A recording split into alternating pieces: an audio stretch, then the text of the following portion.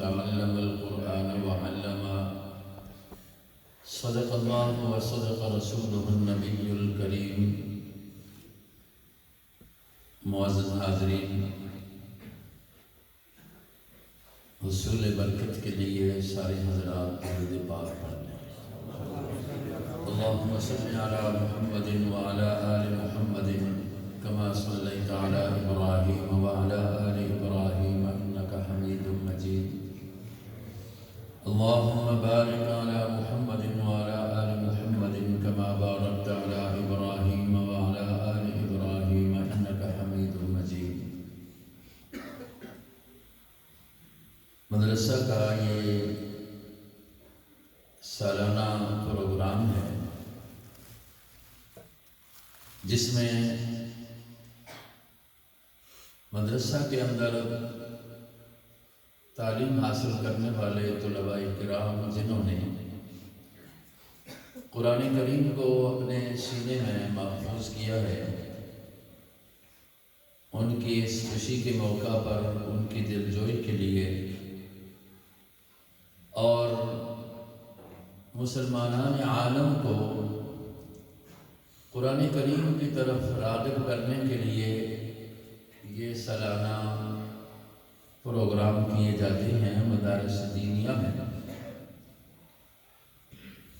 جس سے یہ بھی فائدہ ہوتا ہے کہ جو حضرات مدارس دینیہ سے اپنے آپ کو منسلک رکھتے ہیں اور تعاون کرتے ہیں، بچے بھیج کر، مالی معاونت کر کے اور زبانی طور پر داد دے کر، دل میں خوشی رکھ کر، ان کے سامنے بھی یہ بات آ جاتی ہے کہ ہمارا یہ جو نسبتوں والا باغیچہ ہے، اس میں جو کام ہو رہا ہے اس کا ثمر، اس کا پھل الحمدللہ یہ باغیچہ اپنا کام کر کے ہمارے سامنے لا رہا ہے۔ زمیندار زمین میں فصل لگاتا ہے، محنت کرتا ہے، باغ والا باغ میں محنت کام کرتا ہے، جس وقت اس کے پھل پھول ظاہر ہوتے ہیں، زمین سے غلہ آتا ہے تو ایک خوشی ہوتی ہے۔ تو بھائیو، یہ بھی ایک اللہ تبارک و تعالی نے ہمیں گلشن عطا کیے ہوئے ہیں کہ جہاں پر ایک محنت ہوتی ہے، ایک کام ہوتا ہے، اللہ اس محنت اور کام کے نتیجے میں ہمیں حافظ قرآن، عالم قرآن نصیب فرماتے ہیں۔ یہ اداروں کا تسلسل الحمدللہ جو ہمارے ملک میں خصوصاً اللہ نے ہمیں عطا کیا ہے، یہ اس اللہ کا ہمارے اوپر بہت بڑا عظیم احسان اور انعام ہے۔ اللہ ہمیں اس کا شکر ادا کرنے کی توفیق نصیب فرمائے۔ اس کے ساتھ ساتھ میں ان بچوں کو، ان کے والدین کو، ان کے اساتذہ کرام کو، پورے گاؤں والوں کو، جن نے بھی جس نسبت سے ان کے ساتھ ایک تعلق رکھا، مبارکباد پیش کرتا ہوں۔ اور آپ حضرات یہ جانتے ہیں اور سنتے رہتے ہیں، جناب نبی کریم علیہ السلام نے یہ ارشاد فرمایا ہے کہ اللہ کے فضل و کرم سے حافظ قرآن کو اللہ نے جہاں کی دنیا میں اعزاز دیا ہے، اس اعزاز کا ایک اثر اور ایک ظہور کل قیامت کے دن ہوگا، جس وقت ہر انسان کو اپنی فکر ہوگی، ہر انسان کو اپنی فکر ہوگی، حتیٰ کہ قرآن کریم تو یہ کہہ رہا ہے یوم یفر المرء من اخیہ وامہ وابیہ وصاحبتہ واخیہ لکل امرئ منہم یومئذ شأن یغنی۔ ہر آدمی، ماں باپ جو ہیں وہ اولاد سے بے خبر ہیں اور اپنے میں فکر مند ہیں اور ان سے دور رہنے کی کوشش کرتی ہیں. اولاد ماں باپ سے دور رہنے کی کوشش کرتی ہے. خاوند بیوی آپس میں دور رہنے کی کوشش کرتی ہیں. بھائی آپس میں ایک دوسرے سے دور ہونے کی کوشش کرتے ہیں کہ کہیں مجھ سے یہ میرا بھائی یہ میرا قریبی مجھ سے کوئی نیکی نہ مانگ لے. مجھے اپنی ضرورت ہے. وہ دن بھی ہمیں یاد ہونا چاہیے.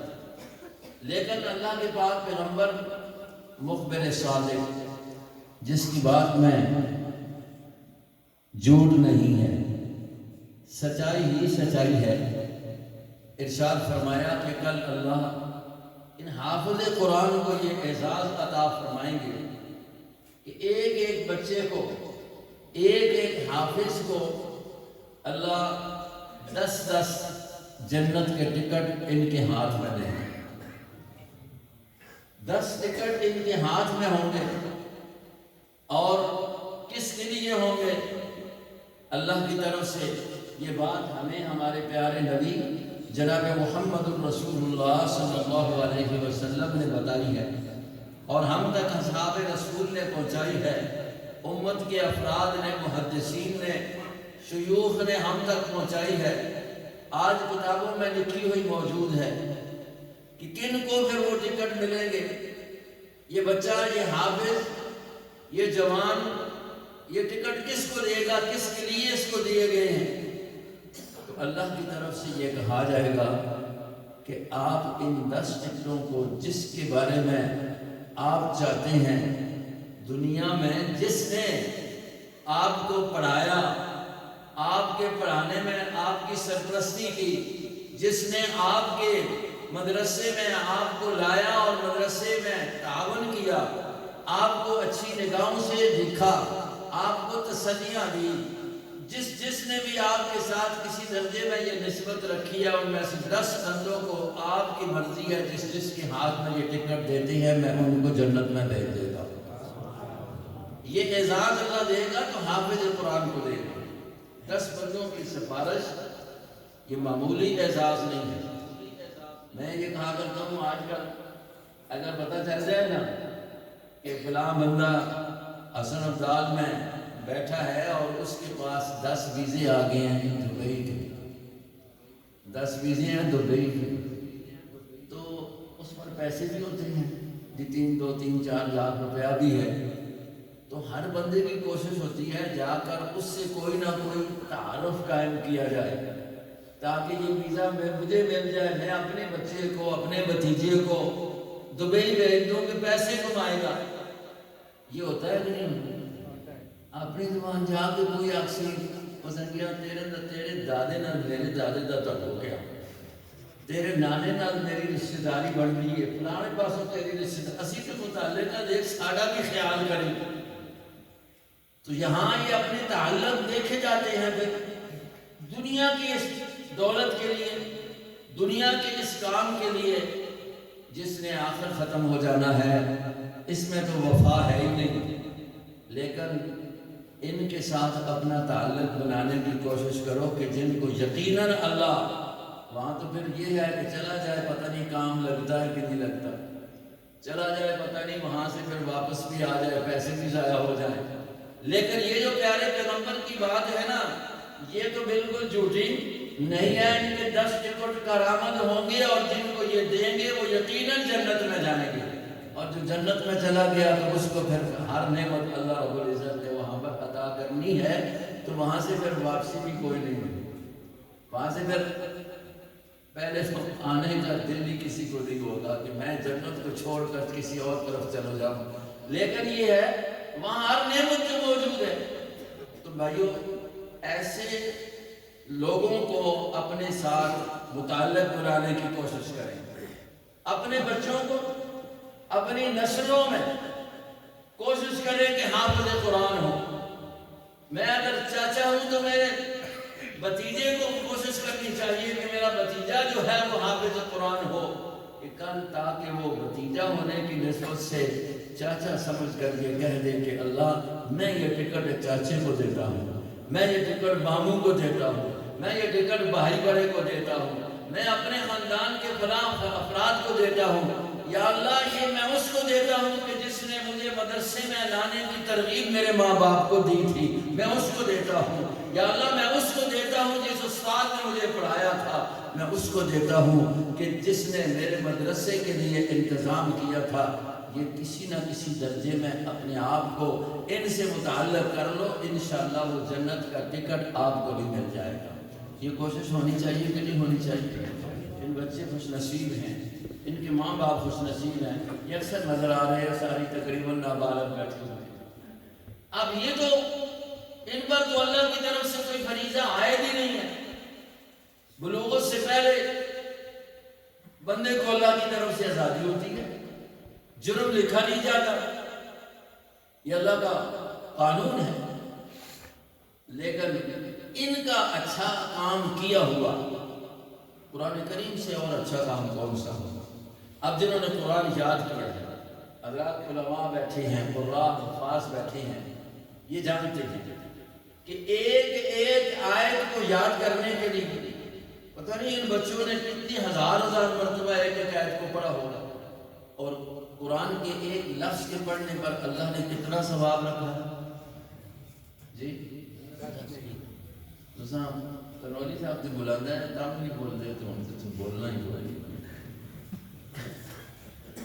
قرآن پاک کے ایک حرف کے پڑھنے پر رب نے کتنا ثواب رکھا ہے؟ جی آپ سنو گناہ آیا تو میرے پاڑے کسی بولنے نہ لگو، گناہ آئے نا تو وہ آخر اللہ کی نہ دکھاتے پاس کوئی گل نہیں سی، یہ جی گل قبول کر گئی، ایک حرف کے پڑھنے پر ایک حرف کے پڑھنے پر 10 نیکیاں۔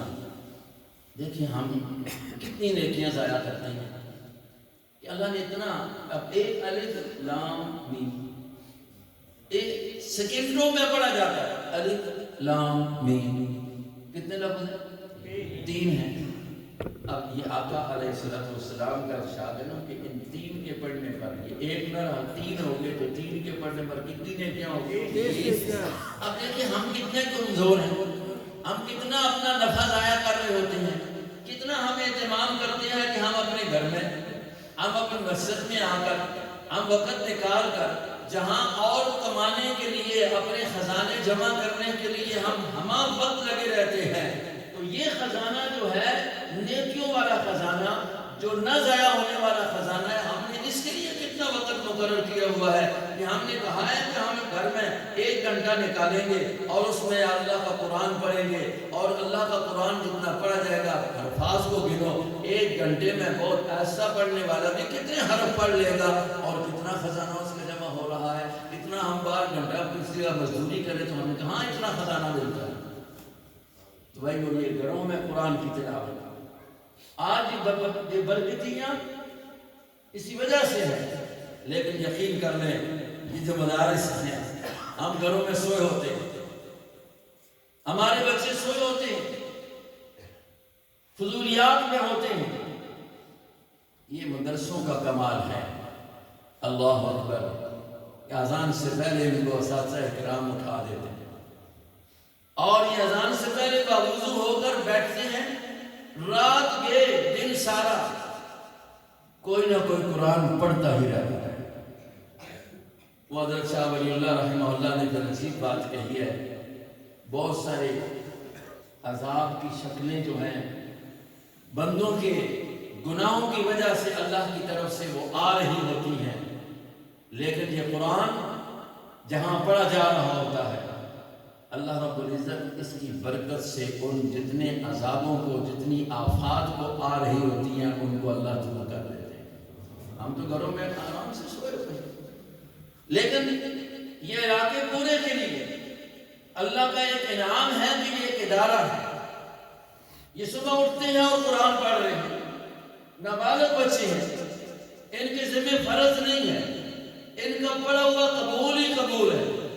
بالغ آدمی ہے، کوئی نیکی کرتا ہے، پتہ نہیں صحیح طریقے سے نہ کر رہا ہو تو قبولیت، عدم قبولیت یہ اللہ تبارک و تعالیٰ کے اختیار میں ہے، کوشش ہوتی ہے، امید سے ہی کیا جاتا ہے، اور کرنا بھی عمل امید سے ہے کہ اللہ قبول کرے گا، لیکن یہ ہے کہ آخر ہم مجرم ہی تو ہے نا، ہم جرم تو کرتے ہیں، قدم قدم پر ہم جرم کرتے ہیں، لیکن یہ بچے جو ہیں ان کا جرم لکھا نہیں جاتا۔ ان پاک زبانوں سے اللہ تبارک و تعالیٰ کی یہ کتاب کے الفاظ حروف نکلے ہوئے قبول ہی قبول ہوتے ہیں، اور ان کے پڑھنے کی وجہ سے اللہ بہت ساری آفات جن کا ہمیں پتہ بھی نہیں کہ ہمارے کوتاہیوں کی بنا پر وہ آ رہی ہوتی ہیں، تو اللہ تبارک و تعالیٰ ان کو دور فرما دیتے ہیں۔ تو علاقہ بھر کے لیے مدرسہ ایک اللہ کی رحمتوں کے نزول کا سبب ہوتا ہے، اس لیے اپنے آپ کو مدرسے سے کسی نہ کسی درجے میں جوڑ لیں۔ قرآن محفوظ ہے، اس کی حفاظت کون کر رہا ہے؟ جی قرآن کی آیت پڑھی، اِنَّا نَحْنُ نَزَّلْنَا الذِّكْرَ وَإِنَّا لَهُ لَحَافِظُونَ۔ قرآن کی حفاظت کرنے والی ذات کون ہے؟ بڑا مضبوط پیرا ہے اس رب ذوالجلال کا، یہ نہیں ضائع ہوگا، اس میں کوئی تغیر تبدل نہ آج تک ہوا ہے نہ ہوگا۔ تورات، انجیل، زبور آسمانی کتابیں ہیں، لیکن اللہ نے حفاظت کی ذمہ داری نہیں لی تو ان میں تغیر کر دیا گیا۔ آج ان کا وجود اصلی حالت میں دنیا میں موجود ہی نہیں ہے، لیکن اللہ کا قرآن الحمدللہ 1450 سال سے عرصہ گزر گیا ہے، اللہ کا قرآن لفظ بلفظ الحمدللہ موجود ہے، حرف بحرف موجود ہے۔ اس پر علماء نے بڑا کچھ لکھا ہے، جہاں اس کے حرف محفوظ ہیں، لفظ محفوظ ہیں، نقطے محفوظ ہیں، اس کا رسم الخط محفوظ ہے، جس انداز سے اس دور میں لکھا گیا آج دوسرے کاتب ان کے انداز کے مطابق وہ طریقہ کچھ اور نظر آتا ہے، لیکن اللہ رب العزت نے اس کے رسم الخط کی بھی کیا کی ہوئی ہے؟ حفاظت کی ہوئی ہے۔ یہ اس کی حفاظت ہے، اور حفاظت اللہ کروا رہا ہے، حفاظت اللہ اور اس سے کروا رہا ہے جس کو پسند کرتا ہے۔ یہ محفوظ چیز ان کے ہاتھوں میں دے دی جن کو اللہ نے پسند کیا ہے، مدرسوں کو پسند کیا، مسجدوں کو پسند کیا، قرآن کے حوالے کر دیا، مسجد والوں اس کو پڑھو۔ اب دیکھیں جس وقت ابرا ایک بہت بڑی اس دور کے لحاظ سے طاقت لے کر خانہ کعبہ کو گرانے کے لیے آیا تھا کہ میں خانہ کعبہ کو گرا دوں، یہ بتایا نا آپ کو، یہ قرآن نے ہمیں بتایا ہے۔ اس وقت خانہ کعبہ کو گرانے والے کے مقابلے میں اس نے جو فوج لائی تھی اس میں ہاتھی تھے کہ ان کے ذریعے ہم اس کو خانہ کعبہ کو گرا دیں گے، تو ان ہاتھیوں کے مقابلے میں اللہ رب العزت نے خانہ کعبہ کی حفاظت کے لیے کس چیز کو بھیجا تھا؟ جی ان کوئی بندے ابابیل نہ سان چڑی آ وہ چڑی کے سارے جانتے ہوں، چڑیا وہ چھوٹے چھوٹے پرندے وہ گروہ کی صورت میں آ گئے۔ اب جی پرندہ وڈیرا ہی چاہ کے چڑی کو آپ سوچتی نہیں کی شارت چاہتا میں نہ چاہتا، اب اس کے پنجے اور اس کے منہ میں کتنا بڑا پتھر آتا ہے جی، میرے خیال ہے اس نال دے بلین مارو تو نہیں مر گیا، تسی تے میں وہ وڈا جڑا چڑی دے پنجے وچ آوے اس دی چونچا وچ آوے وہ کہن گے اسی بلیاں ماراں تے بلی مارنا سی جی، لیکن وہ چڑیوں نے ان پرندوں نے جس وقت وہ اپنے پنجوں میں لیے ہوئے پتھر چھوٹے چھوٹی کنکریاں اور چھوٹی چھوٹی مردمیاں کنکریاں جو چونچوں میں لی ہوئی تھی وہ جس وقت ماری تو کس کو لگی جی؟ ہاتھی نکلے دن والے جی وڈے ہاتھیوں کی سیندری میں سارے وڈے۔ اب یہ اللہ نے سارے کہتے ہیں جس نے یہ واقعہ سنا ہے، جس کو یہ پتا ہے، جس کو بھی کہو کہ یار چڑیوں نے ان کو مارا ہے، تو ہر بندہ یہ کہے گا کہ یہ مارنا اللہ کی طرف سے تھا، کعبہ کی حفاظت سے بچاؤ اللہ نے کیا ہے۔ لیکن جو میں بتانا چاہتا ہوں اللہ نے کروایا کس سے ہے جی؟ قرآن کی حفاظت اللہ کر رہا ہے، اس نے وعدہ کیا ہے میں اس کا محافظ ہوں، میں کے لے جائے اللہ اکبر. الفاظ، آیات، صورتیں، سپارے محفوظ ہیں، حتیٰ کہ لہجہ بھی محفوظ ہے، اس کا رسم الخط بھی محفوظ ہے، اس لیے کہ پیرا کس کی ذات کا ہے؟ اللہ کی ذات کا. اب اللہ پیرا خود تو دے رہا ہے لیکن خود حفاظت کر رہا ہے. کس سے کرا رہا ہے؟ جی یہ ابابیلوں سے، یہ چھوٹے چھوٹے بچوں سے، یہ سینے میں محفوظ کر رہا ہے. یہ اللہ کی قدرت ہے نا، تو تبھی تو یہ ان کے سینے میں یہ قرآن محفوظ ہے. لاؤ تورات کا کوئی حافظ، لاؤ انجیل کا کوئی حافظ، لاؤ کوئی زبور کا حافظ.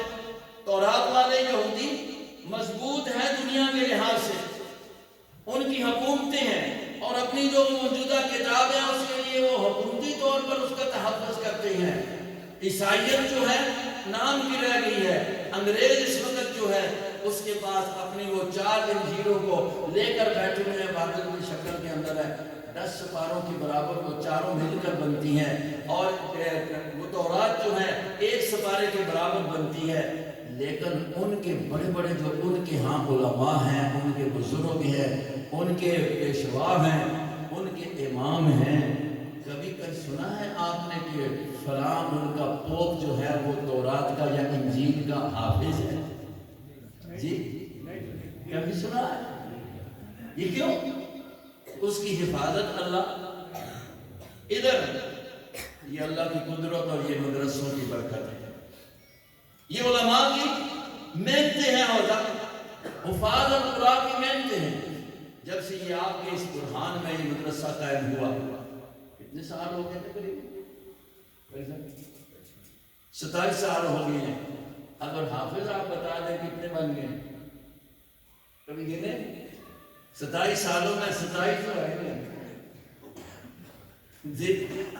سینکڑوں کے حساب سے آپ کے برہان سے اللہ رب العزت نے اس مدرسے سے، حضرت قاری صاحب کی اس محنت سے، حضرات علماء کرام کی محبت سے، آپ کی محبتوں کی وجہ سے رب نے قرآن کی حفاظت کروا دی ہے. تو آپ کے اس مدرسے سے اور ان چڑیوں جیسے ان ننھے منھے بچوں سے اللہ رب العزت نے حفاظت کرائی.